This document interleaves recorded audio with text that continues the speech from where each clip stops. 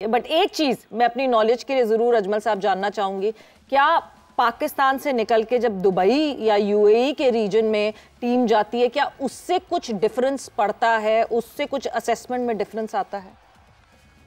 देखिए बात सुना, वो थोड़ा सा वो एरिया का चेंज तो आती है वहाँ पे जाके। मैं कह रहा हूँ कि वहाँ पे जाके दुबई में पाकिस्तान परफॉर्म करेगा, यानी कह लें कि स्कोर, क्योंकि जब भी मून कैप्रिकॉर्न में होता है तो हर चीज डिले होती है और लंबा मैच चलेगा, आखिर तक चलेगा और पाकिस्तान पूरा जोर मारेगा। आगे भी टीम बराबर की है, यहाँ तो ना आगे कोई टीम अफगानिस्तान या बांग्लादेश की हो तो फिर आप कहेंगे जी एकदम रुक जाए।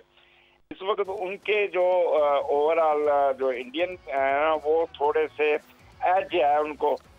और लेकिन एक चीज मैं बता दूं कि अगर पाकिस्तान फाइनल में यहाँ इंडिया के साथ आ जाता है उस वक्त पाकिस्तान जीत जाएगा।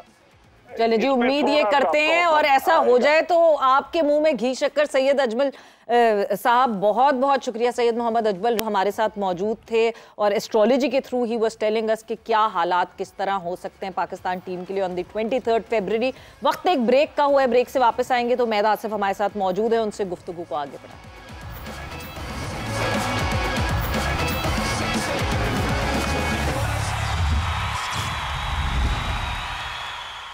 जोर का जोड़ में आपको एक मरतबा फिर खुश आमदीद कह रहे हैं। क्रिकेट बुखार और रोज पर है। पाकिस्तान में इस वक्त एक चैंपियंस ट्रॉफी क्रिकेट टूर्नामेंट का मैच चल रहा है, जबकि जो मैच होना है उसकी बात ज़्यादा हो रही है। वो मैच है पाकिस्तान और इंडिया का। अभी उसमें कुछ कल का दिन बाकी है, लेकिन उसके बावजूद सबसे ज़्यादा नज़रें उसी पर आएँ। इस मैच पर गुफ्तगू को आगे बढ़ाते हैं। क्रिकेट कॉमेंटेटर अली यूनुस साहब ने मैं भी ज्वाइन कर लिया। अली, अस्सलाम वालेकुम।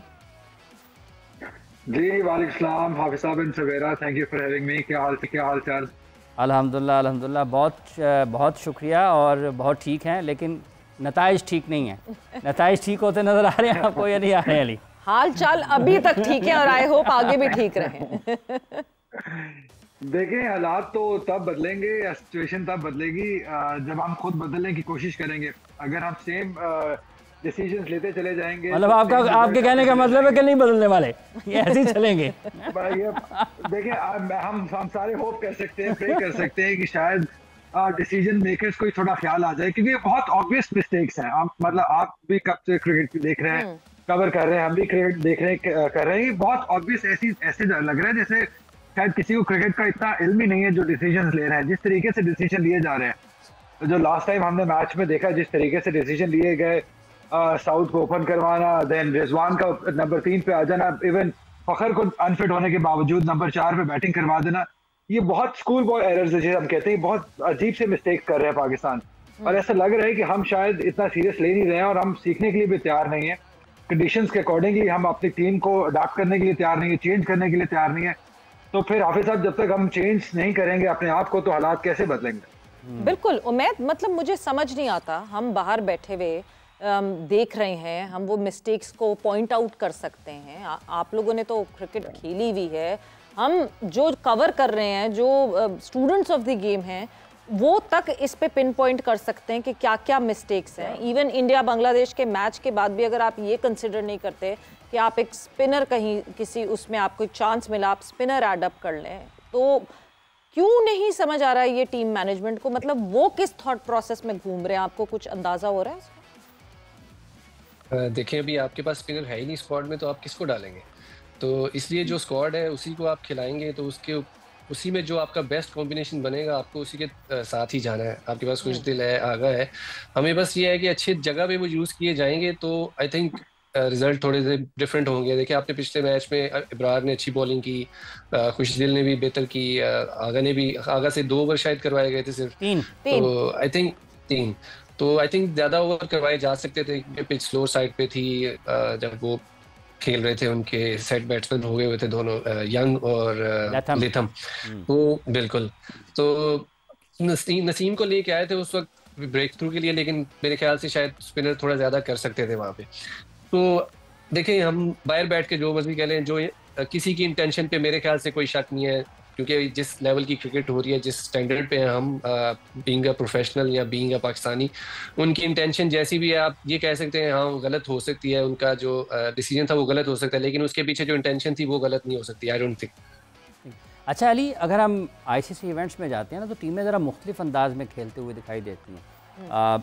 आज भी हम अगर बैठे बात कर रहे हैं, कल इंडिया का मैच ख़त्म हुआ, ये दुनिया की और बेहतरीन टीमों को देखते हैं, 5 या 6 स्पेशलिस्ट बॉलर्स के साथ खेल रहे हैं, 5 या 6, मतलब ये नहीं है कि किसी के पास 3 हो या 4 हो। पाकिस्तान सिर्फ 4 स्पेशलिस्ट बॉलर्स के साथ खेल रहा है। 5वें जो 10 ओवर्स का कोटा है वो हम 2 पार्ट टाइमर से करवाते हैं। तो ये वाली हिकमत अमली आपको लगता है कि पाकिस्तान को बड़े एक ही मैच रह गए और ज़्यादा मुश्किलात पैदा कर सकती है?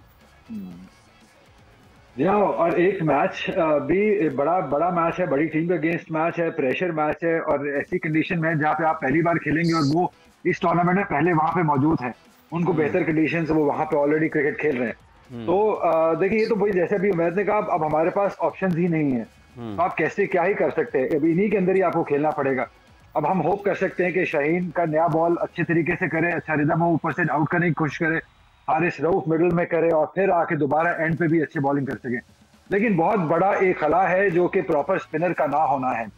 ठीक है, अबरार ने पिछले मैच में अच्छी बॉलिंग कर दी, बट हमें वो उस तरीके से विकेट टेकिंग ऑप्शन नजर नहीं आए, उतने वो थ्रेटनिंग नजर नहीं आए कि हम कहेंगे वो रन थ्रू कर जाएंगे या एक अच्छा स्पेल बीच में कर जाएंगे जो मैच टर्निंग होगा। तो सेफ जरूर किया उन्होंने, 1-2 विकेट जरूर हासिल कर लिए, लेकिन हमें कहीं ना कहीं एक प्रॉपर स्पिनर की जरूरत थी। अगर राइट आर्म लेग स्पिनर कोई हो सकता, या even Sufiyan Muqeem left arm wrist spin हो सकते थे, कोई ऐसा स्पिनर होता जो थोड़ा थ्रेटनिंग होता। अभी तक हमें इब्रार जो है वो मैच विनिंग थ्रेटनिंग बॉलिंग उन्हें करते हुए नजर नहीं आए। T20 क्रिकेट की अगर बात करें तो उसमें गुजारा हो सकता है, आप पार्ट टाइमर से खुशदिल से 2 ओवर करवा के निकलवा लें या सलमान अली आगा से करवा लें, पर जहां वनडे क्रिकेट खेलनी है और फील्डर भी एक सर्कल के अंदर है, वहां पे तो आपको एक स्पेशलिस्ट प्रॉपर स्पिनर चाहिए, और ये स्ट्रगल पाकिस्तान की रहेगी अब इस टूर्नामेंट में, क्योंकि अनफॉर्चुनेटली अब आप कुछ कर नहीं सकते हैं इसके बारे में।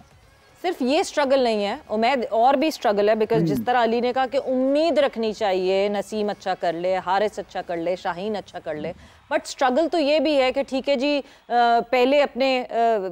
पहले शुरू के ओवर्स में अच्छा कर लेंगे, मिडिल में कर लेंगे, ये जो हम डेथ बॉलिंग में रेगुलरिटी में रन्स कंसीड कर रहे हैं, is this the fitness of the players के नहीं जी, इसके बाद अब वो थक जाते हैं डेथ ओवर्स में आकर और उनसे उस तरह की बॉलिंग नहीं हो पाती, या फिर स्ट्रैटेजाइज नहीं कर पाते कि क्या करना है? आई थिंक स्ट्रेटजी का प्रॉब्लम हो रहा है, क्योंकि आप देखेंगे, आप जितनी भी मार पड़ रही है वो फुलर लेंथ पे पड़ रही है या विड्थ पे पड़ रही है। हार्ड लेंथ और गुड लेंथ के ऊपर कम हिट्स लग रही हैं, उसी तरह आपको विकेट्स भी मिल रही हैं हार्ड लेंथ पे। तो आई थिंक ये जब रिवर्स शुरू होता है तो गुड लेंथ पे करने के चक्कर में बॉल आगे जा रही है, जोर लगाने के चक्कर में कि शायद रिवर्स हो, आगे फेंके रिवर्स होगी, शायद गैप बने, आउट हो जाए, एलबीडब्ल्यू हो जाए, तो उस चक्कर में मुझे लग रहा है कि बिल्कुल ही मुंह में बॉल गिरी है, जिसको आप हाफ वॉली कहते हैं, और उस पर शॉट्स लग रही। तो आई बिलीव कि उस वक्त भी हमें या तो अगर करना है तो फुल यॉर्कर करना चाहिए, या फिर हमें लेंथ पे थोड़ी सी गुड लेंथ पे ही करनी चाहिए रिवर्स, ताकि अगर आपको शॉट पूरी तरह उस तरह कवर में ना लगे, आपको उसको रूम ना मिले ना बैट्समैन को। Full yorkers, when was the last time आपने यॉर्कर देखी? अच्छा उमैद, ये जो पिछले मैच में जब हम खेले हैं अभी न्यूजीलैंड के खिलाफ, आपको लगता है कि आखिरी ओवर्स में कहीं रिवर्स होता भी रहा और कुछ पाकिस्तान जो न्यूजीलैंड के बैटर्स थे उन्होंने कुछ शॉट्स भी बहुत अच्छे कंट्रोल के साथ खेले, इवन अच्छे बॉल्स के ऊपर भी शॉट लगे? देखिए, वो मैं वही बात कर रहा हूँ ना कि फुलर लेंथ पे जब आपने रिवर्स करनी होती है तो आप अपने फील्डर एडजस्ट करते हैं, थोड़ा सीधा करते हैं जब आपने रिवर्स करनी होती है। मैं वहाब भाई के साथ खेलता था, वहाब भाई जब उन्होंने फुलर लेंथ यॉर्कर या फुलर लेंथ करनी होती थी तो अपना जो कवर का फील्डर है, एक्स्ट्रा कवर का, वो स्ट्रेट कर लेते थे, ताकि वो जो मिड ऑफ और जो कवर के बीच में जो एक्स्ट्रा कवर के बीच में गैप है वो कम हो जाए, उधर शॉट लग सकती है, क्योंकि आप रिवर्स करने जा रहे हैं, विकेट लेने जा रहे हैं, तो उस पर बाउंड्री बॉल भी बन सकती है। तो इसलिए वो कवर करने के लिए आपको फील्ड एडजस्टमेंट करनी पड़ती है। बिल्कुल, और मतलब ठीक है, आपको गैप्स ढूंढने पड़ते हैं फील्ड में, पर अली हम अवेयरनेस की बात करते हैं। Over the period of time हम कई दफ़ा इस बारे में बात कर चुके हैं कि हमारे प्लेयर्स उस तरह की गेम अवेयरनेस नहीं दिखाते।